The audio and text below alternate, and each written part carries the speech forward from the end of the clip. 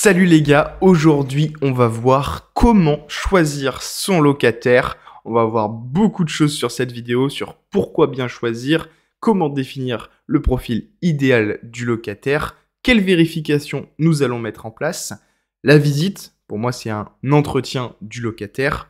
On va voir aussi les locataires à éviter, ainsi que qui répare et qui entretient dans le logement. Si t'aimes ce genre de vidéo, n'hésite pas à mettre un petit like et à commenter, et surtout t'abonner, ça me motive pour faire des nouvelles vidéos. Pour ceux qui me connaissent pas, je m'appelle Alexandre et je suis un investisseur immobilier passionné depuis un bon moment, et je partage mes aventures, mes expériences sur ma chaîne YouTube. Premièrement, pourquoi bien choisir son locataire? Alors, ça a plusieurs impacts.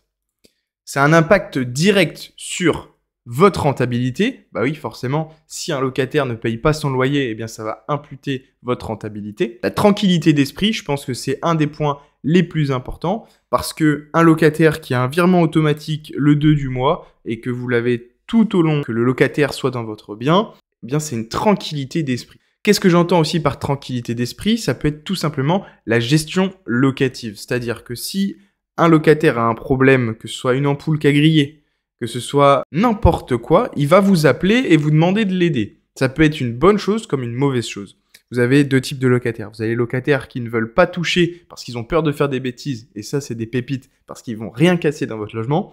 Et au contraire, vous avez les locataires un peu casse-couilles qui vont tout simplement, dès qu'il y a quelque chose qui va mal se passer, vous appeler et vous dire de tout réparer alors que ce sera totalement de leur faute. Si par exemple il y a de l'humidité, de la moisissure sur les fenêtres ou sur les murs attenants aux fenêtres, mais parce qu'ils n'ouvrent jamais les fenêtres, bah écoutez, c'est pas vraiment de la faute du propriétaire. Et ensuite, pourquoi bien choisir? Eh bien, ça a un impact directement sur les travaux de réparation et de dégradation. Si l'appartement n'est pas entretenu, eh bien forcément, il y aura des travaux de réparation et de dégradation, que ce soit souvent les peintures à refaire, les joints de la salle de bain cuisine à refaire. Ensuite, comment choisir son locataire? Alors, la première des choses, selon moi, à faire, c'est tout simplement de définir le profil idéal du locataire. Alors, qu'est-ce que ça comprend? Qu'est-ce que c'est? Ben, concrètement, le premier critère qui est clé, c'est des revenus stables. C'est-à-dire que le loyer ne dépasse pas 33%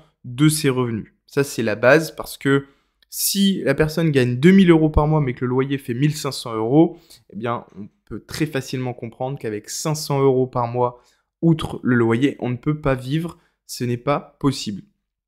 C'est pour ça que cette règle de 33% est importante. Bien sûr, si la personne c'est 35 ou 36% et que c'est un dossier béton, que la personne est sérieuse, vous pouvez y aller. Je dis pas qu'il faut appliquer cette règle bêtement, mais ça donne un ordre de grandeur de ce qu'il faut respecter en termes de revenus par rapport au loyer. Ce qu'il faut regarder, c'est le sérieux de la personne.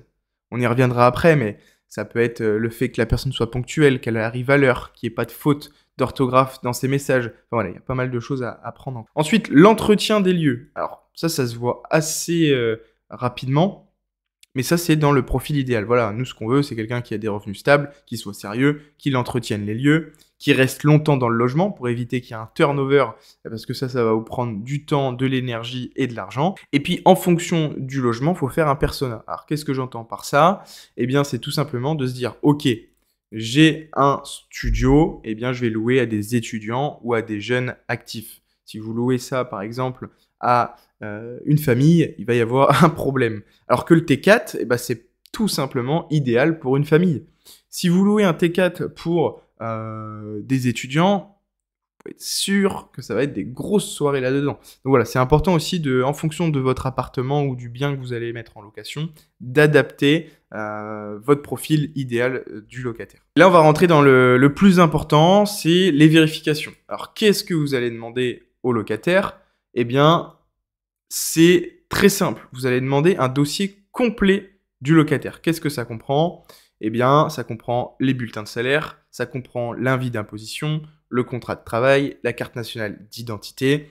Voilà, il y a pas mal de choses à faire. Déjà, si ce dossier-là arrive rapidement, qu'il n'y a pas de faute d'orthographe et qu'il n'y a pas de coquilles que vous pouvez voir dedans, eh bien, c'est déjà un très bon point. Bien entendu, ce que je conseille toujours, c'est de vérifier les informations. C'est-à-dire, si vous avez le bulletin de salaire, avec le nom de l'employeur, eh ben, pourquoi pas directement appeler l'employeur, de l'appeler, de lui dire est-ce que monsieur ou madame Intel travaille dans l'entreprise? Oui, non. Est-ce que ils gagnent bien tant d'argent par mois sur leur bulletin de salaire? Oui, non. Voilà. Demandez juste ces informations-là. Au moins, ça vous rassure parce qu'il y a beaucoup de bulletins de salaire qui sont faux, donc il faut faire attention là-dessus. Ensuite, ce qu'on va vérifier, c'est les garanties et cautions. Alors, qu'est-ce que j'entends par là? Les garanties, bah, ça peut être tout simplement de contacter l'ancien propriétaire. Il n'y a rien de mieux que de faire ça pour savoir, voilà, c'est la meilleure solution, parce que tout simplement, en contactant l'ancien propriétaire, vous allez savoir que la personne, elle payait bien son loyer, que lors de l'état des lieux de sortie, l'appartement était nickel. Ça, c'est vraiment une très bonne solution. Alors, bien entendu, il faut que la personne en face de vous accepte de vous donner le contact. Mais si cette personne n'a rien à se reprocher, elle vous donnera le contact sans hésiter. Si par exemple la personne vous dit « Ah non, non, je préfère pas vous donner le contact », bah, posez-lui la question « Ah bah pourquoi ça s'est mal passé ?» Et là, vous allez voir si la personne a bégaye ou si elle dit « Ah oui, ça s'est un peu mal passé pour telle ou telle raison ». Moi, je préfère quelqu'un d'honnête qui me dise « Non, je vous donne pas le contact parce que ça s'est mal passé sur la fin ». Très bien. Que quelqu'un qui me dise « Ah non, non, je donne pas le contact, mais ça s'est très bien passé ». Là, je vais me dire c'est bizarre. Et enfin, on a la garantie Visal. C'est une garantie de l'État qui est super efficace. Il faut juste avoir entre 18 et 30 ans pour être éligible à cette garantie pour les loyers impayés. Donc ça, c'est important à avoir ça en tête. Ça, pour moi, l'étape clé, c'est la visite. Pour moi, c'est concrètement l'entretien du locataire. Donc déjà, avant d'aller à cette visite, moi, ce que je demande, c'est des papiers au locataire, au futur locataire, c'est-à-dire carte d'identité, bulletin de salaire, contrat de travail, avant de faire la visite. Ça me fait déjà un tri en amont, parce que si je dois faire une visite avec toutes les personnes qui me contactent, eh bien, ça va faire un peu beaucoup. Alors, la visite, c'est un entretien. Il faut poser des questions. Poser des questions. Quel type de questions on peut poser? Eh bien, tout simplement, pourquoi ils quittent leur logement actuel? Changement de travail, mutation? Est-ce que c'est parce que vous avez une opportunité? Enfin voilà, ça c'est important de le demander. Quelle est leur situation professionnelle? Ouais, est-ce qu'ils sont en CDI? Est-ce qu'ils travaillent à l'Intermarché du coin? Est-ce qu'ils sont ingénieurs dans l'industrie d'à côté? Enfin voilà, c'est toujours intéressant de poser des questions. Et puis, la question un peu touchy, mais qui est intéressante à poser, c'est comment ils envisagent l'occupation du bien. Ça peut être sur la durée. Voilà, est-ce que vous avez prévu de rester 6 mois, 1 an, 2 ans? Le nombre d'occupants, est-ce que vous avez des enfants? Ça s'adresse surtout à des grands logements, à des T2, des T3, des T4. Un studio, bon, si ils vous disent, bon, on a 4 enfants, on va tous dans le studio, ça va être compliqué. Est-ce qu'il y aura des animaux? Enfin voilà, vous pouvez poser ce genre de questions. Créer du lien, échanger, c'est la meilleure façon pour savoir si un locataire est sérieux. Créer du lien et échanger. Ça peut être qu'est-ce qui vous fait venir dans cette ville? Est-ce que c'est parce que il y a mon enfant qui est professionnel qui va jouer au foot? Ah bah super, hein, vous échangez.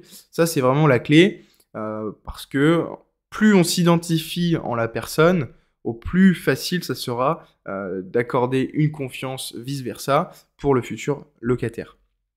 Observez le comportement. Voilà, chaque question que vous allez poser, à chaque petit détail de l'appartement, vous allez rentrer dans la cuisine, ça se trouve, il y a un joint qui sera un peu mal fait. Est-ce que la personne va tout de suite le remarquer et vous dire attention, là c'est mal fait ou voilà, c'est important d'observer. Et surtout, les 2 points clés, c'est la ponctualité.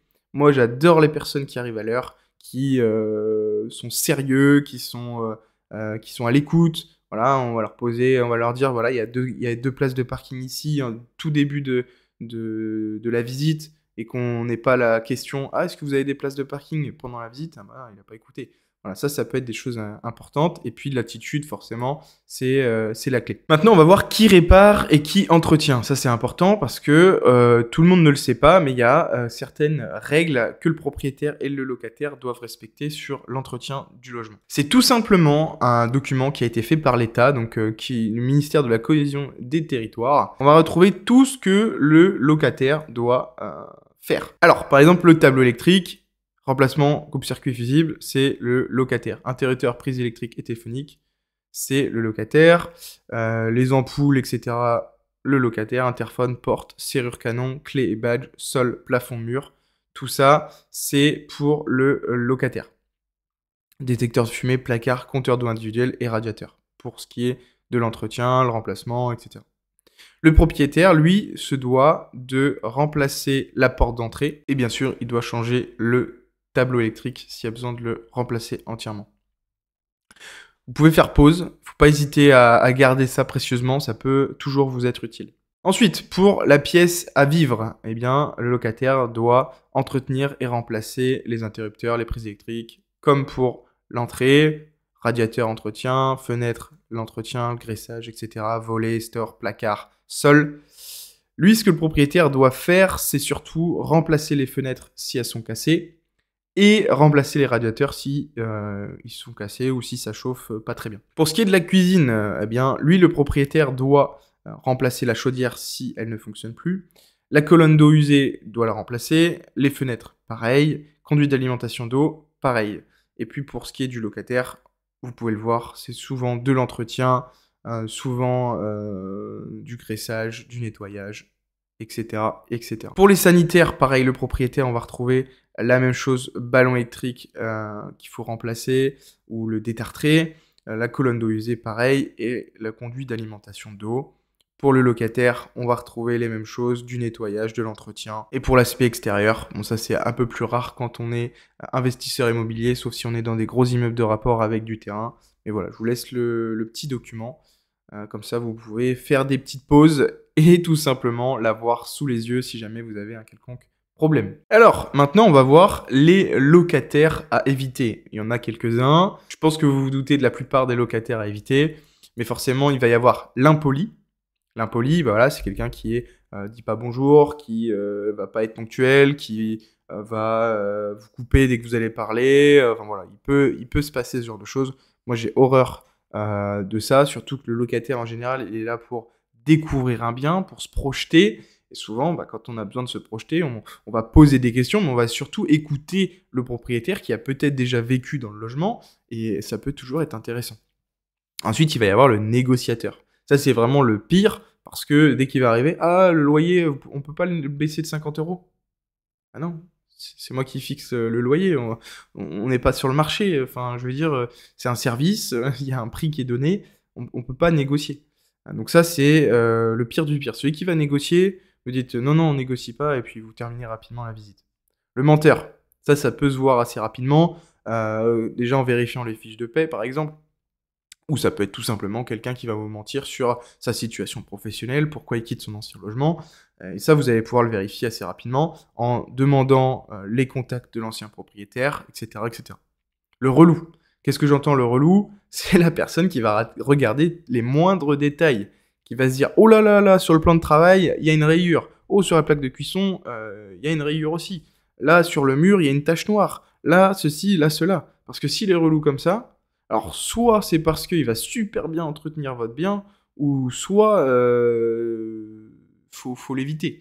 Le relou, faire attention. Et la visite par quelqu'un d'autre, ça peut être très compliqué. Le seul point positif pour la visite par quelqu'un d'autre, c'est par exemple des parents qui visitent pour leur fils ou leur fille qui est étudiant.